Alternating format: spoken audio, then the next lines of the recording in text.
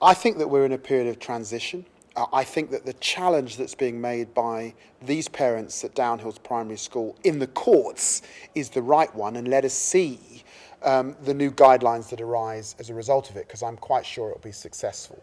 But I think that parents across the country can mobilise.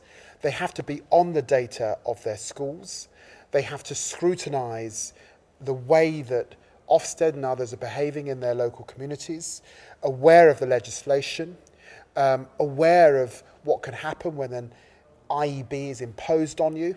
Think about some of the local actors that might play a bigger role in that. I'm very sad that the IEB that's been imposed here has no real local dimension at all. And obviously, local authorities have to be thinking clearer about this new environment in which all schools will become autonomous and what the role of the local authority is. I might say it's the local authority that's going to invest in housing, it's the local authority that has the leisure services, it's the local authority that runs youth work, it's the local authority that's going to be in charge of admissions. So there is a role for local authorities, and in a sense parents, community, councillors and others have to act together if we are not to go back to a situation that is actually not modern.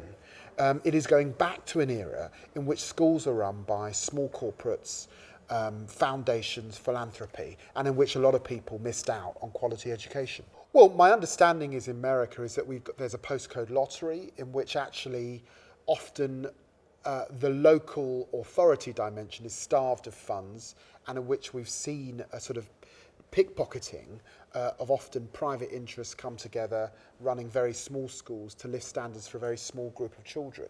I don't want to see that over here. I think the local authority does play an important role for all the reasons that I've discussed. They have to be the important agent. I do want autonomy, I do want innovation, and I'm not opposed to academies per se. They can play a role where a school is patently on the floor and parents are voting with their feet. But if you turn all schools into academies, then you don't get that plurality. If you've got whole chains running whole areas, then you don't get that plurality.